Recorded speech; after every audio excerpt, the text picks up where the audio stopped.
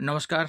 আজকের ভিডিওতে আলোচনা করব আপনি কিভাবে ইপিএফ এর পাসবুক ডাউনলোড করবেন।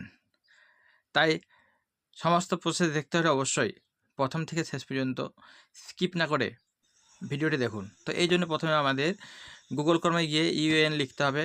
লেখার পর এই যে আপনি দেখতে পাচ্ছেন ইপিএফ মেম্বার পাসবুক, এই অপশানটাতে আপনি ক্লিক করবেন। ক্লিক করলেই একটি নতুন পেজ খুলে যাবে। এখানে দেখতে পাচ্ছেন ডান দিকে, এখানে আপনার ইউএএন নাম্বারটা দেবেন এবং নিচে লিখবেন পাসওয়ার্ড দেওয়ার পর এখানে যে এন্টার ক্যাপচা কোডটা তার দিয়ে আপনি সাইন ইন অপশানটায় ক্লিক করে দেবেন। ক্লিক করলে কিন্তু আপনার পাসবুক খুলে যাবে এবং এখানে আপনি সমস্ত ডিটেলস দেখতে পারবেন এবং আপনি বর্তমানে কোথায় কোথায় কাজ করছেন বা কোথায় কাজ করেছেন তার সম্পূর্ণ ডিটেলস কিন্তু আপনি এখানে দেখতে পাবেন।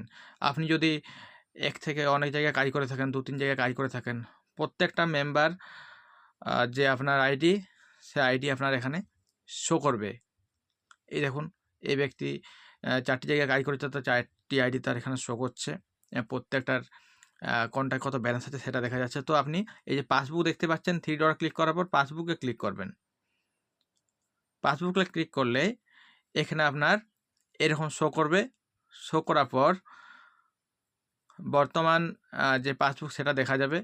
তো আপনারা এই যে দেখতে পাচ্ছেন সিলেক্ট মেম্বার আইডি, এখানে ক্লিক করে নেবেন যে মেম্বার আইডির পাসবুক আপনারা ডাউনলোড করতে চাইছেন।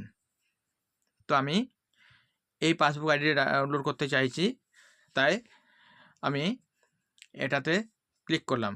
ক্লিক করলে কিন্তু এই পাসবুকের সমস্ত ডিটেলস কিন্তু আপনি এখানে দেখতে পাবেন এবং আপনি যদি স্কিপ করে নিচের দিকে যান, সেখানে আপনার পাসবুক সাথে সাথে এই দেখতে পাচ্ছেন ডান দিকে ডাউনলোড অ্যাজ পিডিএফ, অর্থাৎ আপনি পাসবুকটা যদি পিডিএফে ডাউনলোড করতে চান তাহলে ওখানে ক্লিক করবেন। ক্লিক করলে এরকম চলে আসবে। তারপর আপনি ওখানে ডাউনলোড ক্লিক করলে, আমি একবার ডাউনলোড করেছি তার জন্য এরকম আসছে ডাউনলোড ফাইল এগেন।